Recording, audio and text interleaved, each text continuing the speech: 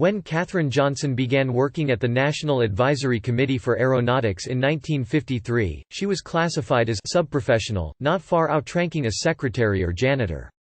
Hers was a labor not of scheduling or cleaning but rather of mathematics, using a slide rule or mechanical calculator in complex calculations to check the work of her superiors, engineers who, unlike her, were white and male. Subscribe to the Post-Most newsletter, today's most popular stories on The Washington Post. Her title, poached by the technology that would soon make the services of many of her colleagues obsolete, was computer. Mrs. Johnson, who died February 24 at 101, went on to develop equations that helped the NACA and its successor, NASA, send astronauts into orbit and, later, to the Moon. In 26 signed reports for the Space Agency, and in many more papers that bore others' signatures on her work, she codified mathematical principles that remain at the core of human space travel. She was not the first black woman to work as a NASA mathematician, nor the first to write a research report for the agency, but Mrs. Johnson was eventually recognized as a pathbreaker for women and African Americans in the newly created field of spaceflight. Like most backstage members of the space program, Mrs. Johnson was overshadowed in the popular imagination by the life-risking astronauts whose flights she calculated, and to a lesser extent by the department heads under whom she served. She did not command mainstream attention until President Barack Obama awarded her the Presidential Medal of Freedom, the country's highest civilian honor, in 2015. The next year, her research was celebrated in the best-selling book Hidden Figures by Margot Lee Shetterly and the Oscar-nominated film adaptation starring Taraji P. Henson, Octavia Spencer and Janelle Monáe. Mrs. Johnson was critical to the success of the early U.S. space programs. Bill Barry, NASA's chief historian, said in a 2017 interview for this obituary, "She had a singular intellect, curiosity and skill set in mathematics that allowed her to make many contributions, each of which might be considered worthy of a single lifetime." A math prodigy from West Virginia who said she counted everything as a child, the steps to the road, the steps up to church, the number of dishes and silverware I washed. Mrs. Johnson worked as a schoolteacher before being hired as a computer at the NACA's Flight Research Division, based at Langley Research Center in Hampton, Virginia. The agency was established in 1915 and began enlisting white women to work as computers 20 years later.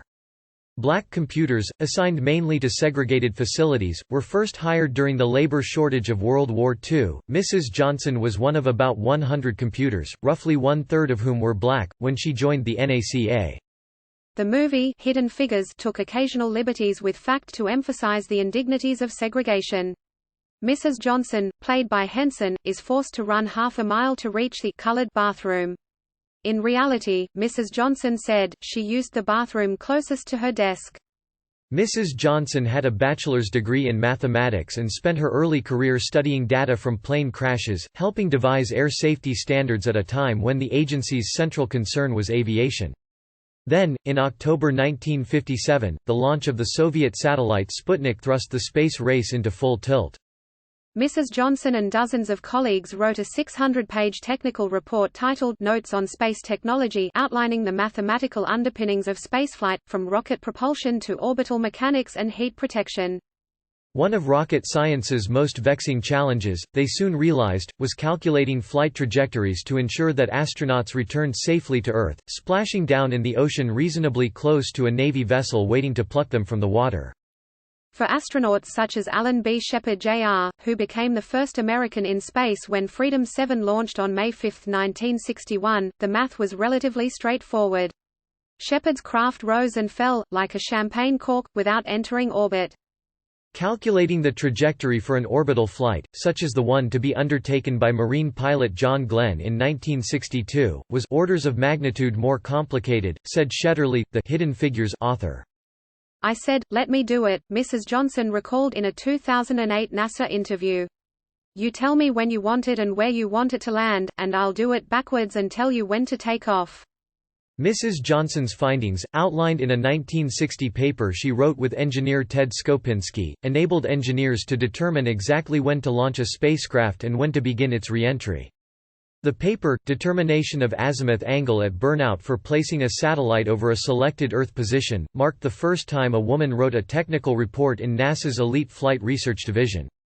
"You could work your teeth out, but you didn't get your name on the report," she said in the 1992 oral history, crediting her breakthrough to what she described as an assertive personality. When a superior said that she could not accompany male colleagues to a briefing related to her work, Mrs. Johnson asked, "Is there a law that says I can't go?" Her boss relented. Mrs. Johnson's handwritten calculations were said to have been more trusted than those performed by mainframe computers. A short time before Glenn launched into space, he asked engineers to get the girl to check the numbers. "All the women were called the girls," said Barry, and everyone knew exactly which girl he was talking about. Mrs. Johnson, who was then 43, spent a day and a half checking the trajectory calculations made by the IBM computer before giving the go-ahead to Glenn, who became the first American astronaut to orbit the Earth. Katherine Coleman was born in White Sulphur Springs, WVA, then a town of about 800, on August 26, 1918. Her mother was a former teacher. She credited her proclivity for mathematics to her father, a farmer who had worked in the lumber industry and could quickly calculate the number of boards a tree could produce. By 10, Katherine had finished all the coursework offered at her town's two-room schoolhouse. Joined by her mother and her three older siblings, she moved to Institute, a suburb of the state capital, to attend the laboratory school of West Virginia State College while her father remained at home to support the family. Mrs. Johnson went on to study at West Virginia State, a historically black college, with plans to major in French and English and become a teacher. A mathematics professor, W. W. Schieffelin Claytor, widely reported to be the third African American to receive a doctorate in math, persuaded her to change fields. Mrs. Johnson later recalled his saying, "You'd make a good research mathematician, and I'm going to see that you're prepared." She had never heard of the position before. "I said, 'Where will I get a job?' And he said, 'That will be your problem.'" After graduating in 1937, at 18, she taught at a segregated elementary school in Marion, VA, a town near the North Carolina border. 3 years later, she was one of 3 black students selected to integrate West Virginia University's graduate programs. She dropped out of her master's in mathematics program after 1 semester to start a family with her husband, James Goebel, a chemistry teacher. She later returned to teaching, in West Virginia, before a brother-in-law suggested she apply for a computer position at Langley. Goebel died of cancer in 1956, and 3 years later Mrs. Johnson married James Johnson, an Army artillery officer. He died in 2019. Mrs. Johnson's death was confirmed by lawyer and family representative Donielle Y.H. Rivas, who said she died at home in Newport News, Virginia, but did not cite a specific cause. Survivors include 2 daughters from her first marriage, Joylet Heilich of Mount Laurel, N.J., and Catherine Moore of Greensboro, North Carolina, 6 grandchildren, and 11 great-grandchildren. Her daughter Constance Garcia died in 2010. Copyright NASA research mathematician Katherine Johnson at work in 1980 at NASA Langley Research Center. Mrs. Johnson was invited to move to Houston in the mid-1960s to help establish what is now the Lyndon B. Johnson Space Center, but she declined the offer to maintain her family's ties to the Hampton community, Shetley said. At Langley, where she retired in 1986, she performed calculations that determined the precise moment at which the Apollo lunar lander could leave the Moon's surface to return to the command module, which remained in orbit high above. She also contributed to NASA's Space Shuttle and Earth satellite programs. After the release of Hidden Figures, Mrs. Johnson played down the importance of her role in the early years of the space program.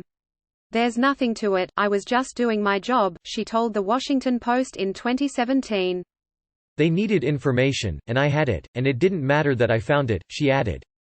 "At the time, it was just a question and an answer." Harrison.Smith@washpost.com.